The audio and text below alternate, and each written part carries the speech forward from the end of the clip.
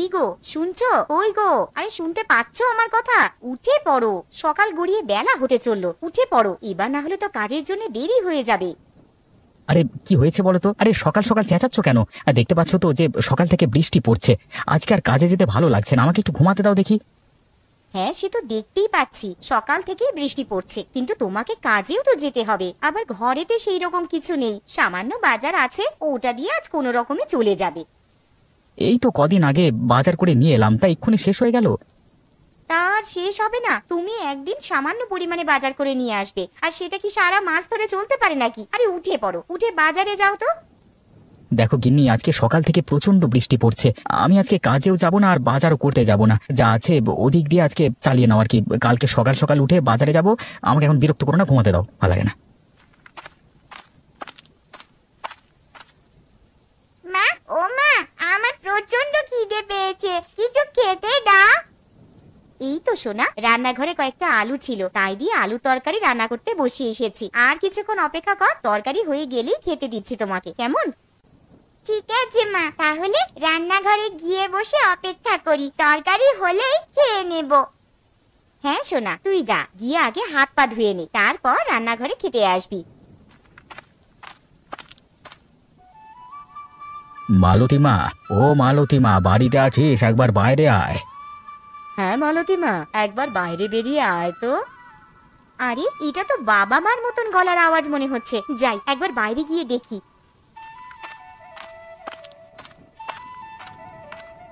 আরে তোমরা হঠাৎ করে আমাদের বাড়িতে চলে এলে, আবার এই ঝড় বৃষ্টির দিনে? হ্যাঁ রে মা, চলি এলাম এই বৃষ্টির দিনে। বাড়িতে বসে বসে আর ভালো লাগছিল না, তাছাড়া আবার সকাল থেকে বৃষ্টি পড়ছে। তোর মাকে বললাম যে মেয়ের বাড়ি থেকে ঘুরে আসবে, তোর মা একেবারেই রাজি হয়ে গেল, তাই চলে এলাম। সে তোমরা বেশ ভালোই কাজ করেছো আমাদের বাড়িতে চলে এসে। তা বলো, তোমরা কেমন আছো? শরীর টরীর ভালো আছে তো? কেমন আর থাকবো রে মা, ঠাকুরের অশেষ কৃপায় বেশ ভালো রকমই দিন কেটে যাচ্ছে। তা তোরা কেমন আছিস বল? আমরা খুব ভালো আছি মা। আরে দাদুন, দিদুন, তোমরা কেমন আছো? দিদি ভাই, খুব ভালো আছি। আরে এই নাও, তোমার জন্য মিষ্টি নিয়ে এসেছি। আহ বাবা, তোমরা আবার এসব আনতে গেলে কেন? জানো তো তোমার নাতনি কেমন মিষ্টি পেলে আর কিছু চায় না, আরে এত মিষ্টি খেলে শরীর খারাপ করবে তো। তা আনবো না? আমার 5টা নয়, 10টা নয়, একটা মাত্র নাতনি, তার জন্য তো এতটুকু করতেই পারি। আর কটা হাঁস এনেছি, আর এই থলের মধ্যে কিছু জিনিস আছে, ঘরে নিয়ে চলো। ও মা, তোমরা আবার হাঁস আনতে গেলে কেন গো? কেন রে, বিয়ের আগে তুই তো হাঁস পুষতে ভালোবাসতিস, তাই নিয়ে এলাম। ঠিক আছে ঠিক আছে, পরে কথা বলবো, তোমরা এখন ঘরে চলো, বাইরে প্রচন্ড বৃষ্টি পড়ছে।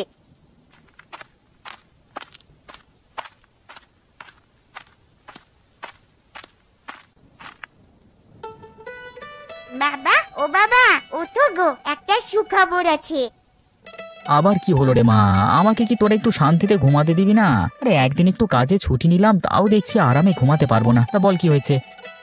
বাবা জানো, আজ দাদু আর দিদুন আমাদের বাড়িতে এসেছে। হ্যাঁ, সে কি রে? তা কখন এলো? এই তো বাবা, তুমি যখন ঘুমিয়েছিলে তখনই দাদু আর দিদুন আমাদের বাড়িতে এসেছে। দাদু আর দিদুন ওই ঘরে বসে আছে। একে বৃষ্টির জন্য কাজে যেতে পারিনি, পকেটে সেরকম পয়সা নেই, আবার শ্বশুর শাশুড়ি চলে এলো, এখন দেখছি পকেটে যেটুকু টাকা ছিল সেই সমস্ত টাকাই ফাঁকা। বাবা তুমি ওই ঘরে যাবে? আমি চলে গেলাম, তুমি এসো। হ্যাঁ রে, চল মা।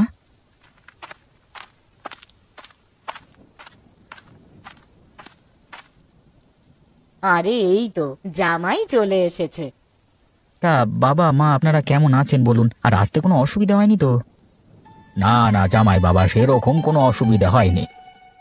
তা আপনারা যখন আমাদের বাড়িতে চলে এসেছেন, 1 সপ্তাহ না কাটিয়ে মানে যেতে দেব না কিন্তু, না হলে আমি কিন্তু ছাড়বো না। হ্যাঁ আচ্ছা বাবা, সে এখন দেখা যাবে।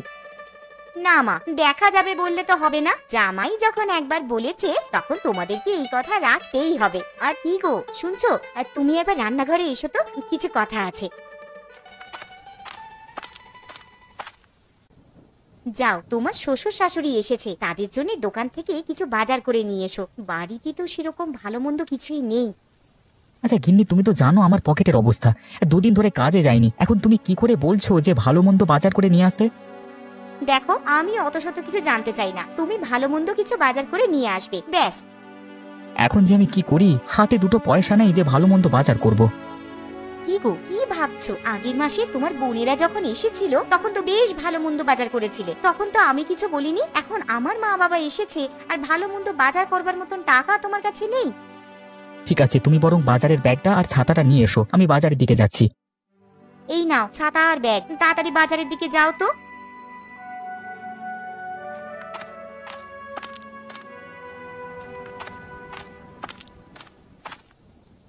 আরে মালতী, জামাইকে দেখলাম হাতে ব্যাগ নিয়ে মাথায় ছাতা দিয়ে বাজারের দিকে যাচ্ছে। তুই এই বৃষ্টির দিনে ওকে বাজারে কেন পাঠালি রে? মা, আমি পাঠাইনি, তোমার জামাই বলল এতদিন পর আমার বাড়িতে শ্বশুর শাশুড়ি এসেছে আর কিছু ভালো মন্দ খাওয়াবো না, তাই তো হাতে ব্যাগ নিয়ে আর মাথায় ছাতা দিয়ে বাজারের দিকে গেল। আরে দূর থেকে কে ছাতা মাথায় দিয়ে আসছে এত বৃষ্টির মধ্যে? মনে হচ্ছে তো দীপক। আরে প্রশান্ত, তুই কোথায় গেছিলিস এত বৃষ্টির মধ্যে? এই যে দেখ না দীপক, বাড়িতে কুটুম এসেছে, তার জন্য বাজারে এসেছিলাম মাছ কিনতে, কিন্তু কাঁচা সবজি বাদে কিছুই বাজারে পেলাম না। তুমি ঠিক বলছো প্রশান্ত। আরে আমার বাড়িতে তো শ্বশুর শাশুড়ি এসেছে, আমার বউ আমাকে পাঠালো কিছু ভালো মন্দ বাজার করবার জন্য, আর তুমি বলছো কাঁচা সবজি বাদে আর কিছু নেই বাজারে? হ্যাঁ রে দীপক, আমি ঠিকই বলছি। আরে তোর পিসিমার বাড়ি আমাদের পাশেই তো, ওনার খুবই শরীর খারাপ, তুই একবার গিয়ে দেখে আয়, বুঝলি? আরে প্রশান্ত, আমিও শুনেছি পিসিমার শরীরটা খারাপ, দেখতে যাবো করে আর যাওয়া হয়নি, মানে যেতে হবে, বুঝলি? হ্যাঁ তুই যা, আর বাজারে তো ভালো মন্দ কিছু বসেনি, তুই একবার পিসিমার বাড়ি ঘুরে যা, বুঝলি? ঠিক আছে, আমি এখন আসছি, একবার বাজারে গিয়ে কাঁচা সবজি কিছু কিনি, তারপর পিসিমার বাড়িতে গিয়ে একবার পিসিমাকে দেখে আসবো।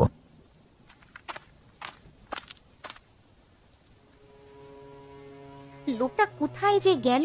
এত বেলা হয়ে গেল, ঘরে কি সেরকম কিছু ভালো মন্দ নেই যে রান্না করব? কি রে মা, কি এত চিন্তা করছিস? না মা, সেরকম কিছু নয়, আসলে বেলা হয়ে গেল তো, আর তোমার জামাইও তো সেই কখন বাজারে গেছে, এখনো বাড়িতে ফিরলো না, কি যে রান্না করব সেটাই ভাবছি। সে নিয়ে তুই অত চিন্তা করিস না, বাইরে এত বৃষ্টি পড়ছে দেখতেই তো পাচ্ছিস, হয়তো জামাই আমার বাজার করতে গিয়ে কোথাও আটকে গেছে এই বৃষ্টির জন্য। মা, তোমার জামাইকে আমি ভালো করেই জানি, দেখো গিয়ে হয়তো চায়ের দোকানে বসে বন্ধুদের সাথে আড্ডা দিচ্ছে। তাহলে মা, আজকে কি রান্না করব? বাড়িতে যা আছে তাই দিয়ে কিছু কর না একটা। বাড়িতে চাল ডাল আর আলু ছাড়া আর তো সেরকম কিছুই নেই, একটু ঝাল মশলা থাকলে তুমি যে কটা হাঁস এনেছিলে তার মধ্যে থেকে একটা হাঁস রান্না করে খেতাম, কিন্তু সেই সমস্ত মশলাই তো নেই। এসব কথা ছাড় মা, তুই এখন যা আছে ওইগুলো দিয়েই দুপুরের জন্য কিছু একটা রান্না কর। আচ্ছা মা, ঠিক আছে, তুমি বরং বসার ঘরে গিয়ে একটু বিশ্রাম নাও, আমার রান্না হয়ে গেলেই তোমাদেরকে ডাকবো খাওয়ার জন্যে।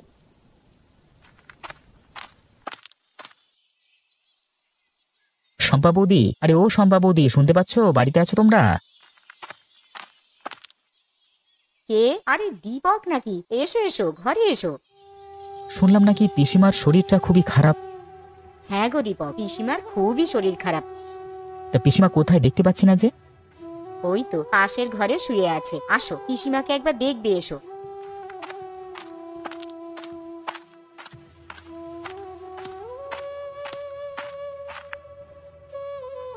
পিসিমা, ও পিসিমা, কেমন আছেন? কেমন আর থাকবো বাবা, উপরওয়ালা কবে যে আমাকে নিয়ে যাবে আমি সেইটার জন্যই শুধু অপেক্ষা করছি। এরকম কথা বলতে নেই পিসিমা। দেখো না দীপক, এই যেদিন থেকে শরীরটা একটু বেশি খারাপ হয়েছে সেদিন থেকে সমানে বলে যাচ্ছে যে কবে আমাকে নিয়ে যাবে উপরওয়ালা। আচ্ছা বৌদি, দাদা তো শহরের বাইরে কাজে আছে, তা দাদাকে চিঠি পাঠিয়ে বলেছো যে পিসিমার শরীর খারাপ? হ্যাঁ দীপক, আমি কালকেই চিঠি পাঠিয়েছি, তবে তোমার দাদাকে ছুটি দেবে কিনা তা বলতে পারছি না। কেন ছুটি দেবে না? কর্মচারীদের ভালো মন্দ তো কোম্পানি দায়িত্ব নেবে, তাই না? আচ্ছা দীপক, একটা কথা বলবো, রাখবি? হ্যাঁ বলো পিসিমা। মরার আগে আমার একটা ইচ্ছে ছিল যে হাঁসের মাংস খাবো, তুই কি আমায় করে খাওয়াবি রে? অবশ্যই পিসিমা, খাওয়াবো না কেন? পিসিমা ভাইপোর কাছ থেকে এতটুকু আবদার করেছে, আর ভাইপো সেটা করবে না? আমি কালই তোমার জন্য হাঁসের মাংস রান্না করে নিয়ে আসবো।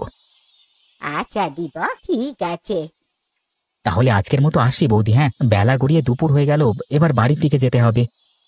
দুপুরে দুমুঠো খেয়ে গেলে হতো না? না গো বৌদি, বাড়িতে আমার শ্বশুর শাশুড়ি, আমার বউ সবাই মিলে আমার জন্য অপেক্ষা করছে। আমি আজকের মতো আসছি, হ্যাঁ? আবার পরে একদিন এসে খাবো।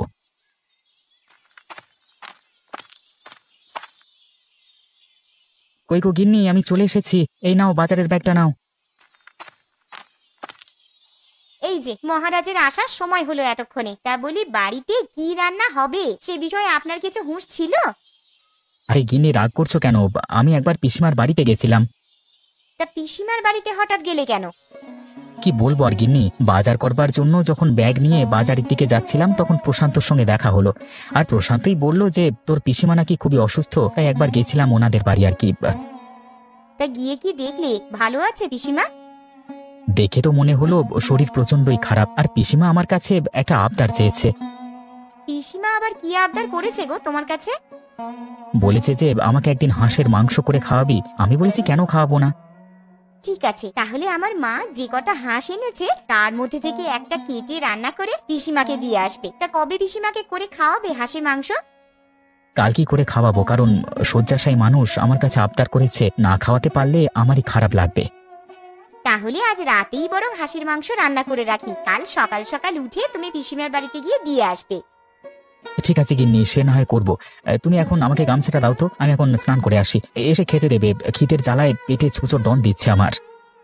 এই নাও গামছা, তুমি স্নান করে এসো, আমি খেতে দিচ্ছি।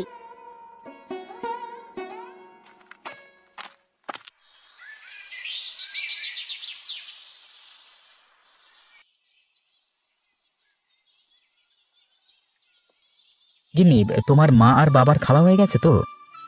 হ্যাঁ গো, মা বাবার খাওয়া হয়ে গেছে, আর মেয়েটারও খাওয়া হয়ে গেছে। ওরা তিনজনে মিলে এখন ঘুমাচ্ছে। দীপক, আরে ও দীপক, আছিস নাকি বাবা ঘরে? আরে দেখো, তোমার নাম ধরে কে যেন বাইরে থেকে ডাকছে মনে হচ্ছে। আরে হ্যাঁ তো, এটা তো পিসিমার গলার স্বর বলে মনে হচ্ছে, কিন্তু উনি তো শয্যাশায়ী, উনি আমার বাড়িতে কি করে আসবেন? কিন্তু এটা তো পিসিমার গলার আওয়াজই মনে হচ্ছে গো। আচ্ছা চলো বাইরে গিয়েই দেখি।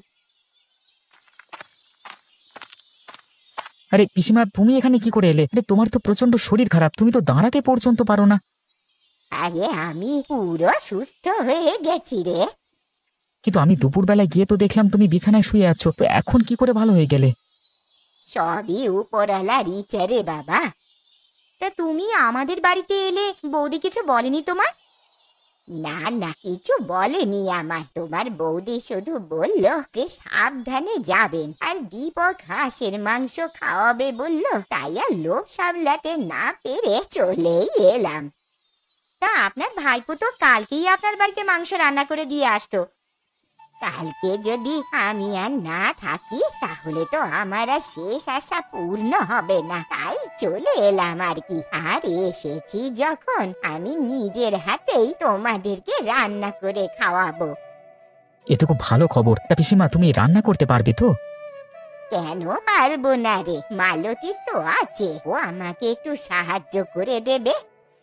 চলুন পিসিমা, তাহলে রান্নাঘরের দিকে যাই। আপনি আর আমি মিলে হাতে হাত লাগিয়ে হাঁসের মাংসটা করে নিই বরং। হ্যাঁ বৌমা, চলো।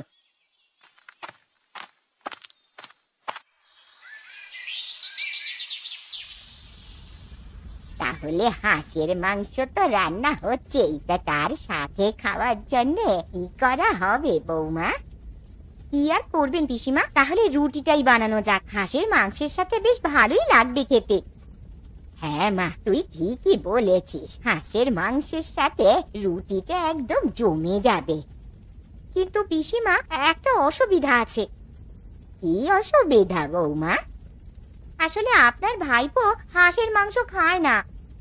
কে খায় আর কে না খায় সে দেখাই যাবে খেতে বসে। এখন রান্নাটা আগে করে নি।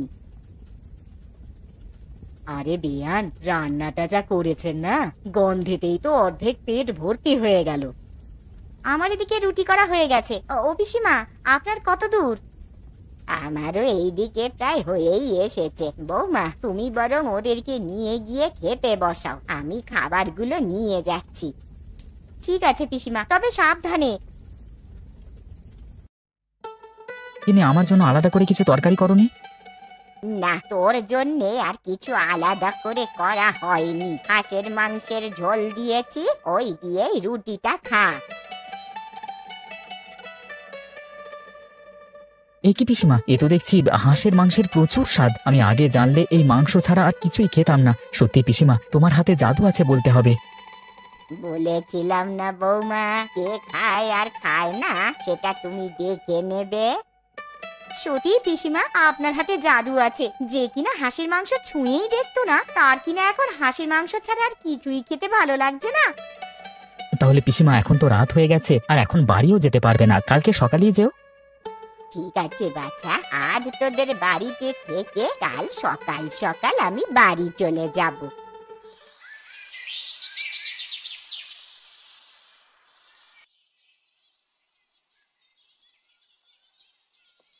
ও বাবা, চোখটা বন্ধ করতে না করতে ভোর হয়ে গেল। কখন যে রাতটা কেটে গেল টেরই পেলাম না।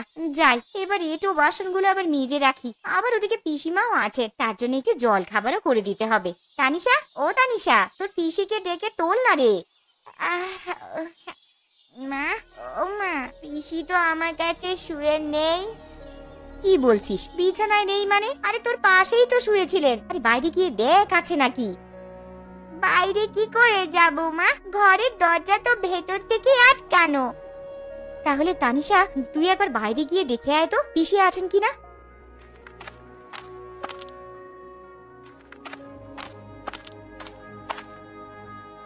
মা, পুকুর ঘাট, আমবাগান সবই তো দেখে এলাম, কই পিসিকে তো দেখতে পেলাম না।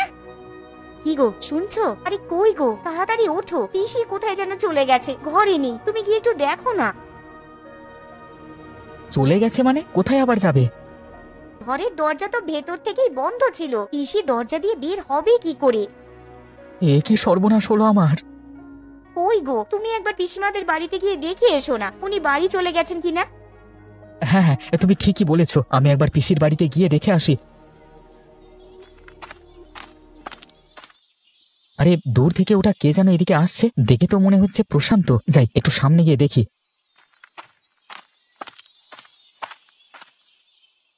আরে প্রশান্ত, তুই এখানে কি করছিস? আর এত ছোটাছুটি করে কোথায় যাচ্ছিস? এই তো দীপক, তোদের বাড়িতেই যাচ্ছিলাম ছোটাছুটি করে। কেন রে প্রশান্ত, কি হয়েছে? আমাদের বাড়িতে আবার ছোটাছুটি করে যাবার কি আছে? আর তুই এত হাঁপাচ্ছিস কেন? দেখ না দীপক, কালকে বিকেলে তোর পিসিমা মারা গেছে। এ কি বলছিস তুই প্রশান্ত? এমনটা হতেই পারে না। এমনটাই হয়েছে দীপক, তোর যদি বিশ্বাস না হয় তুই একবার পিসিমার বাড়িতে গিয়ে দেখ না। ঠিক আছে প্রশান্ত, আমার এখন তাড়া আছে, তাহলে তুই যা, গিয়ে আমার বাড়িতে খবর দে, আমি পিসিমার বাড়িতে যাচ্ছি। ঠিক আছে দীপক, তুই যা, আমি তোর বাড়ির দিকে যাচ্ছি।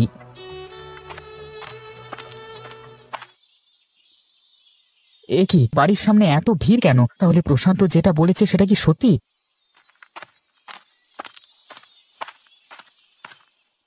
বৌদি, ও বৌদি, পিসিমার এমন অবস্থা হলো কি করে?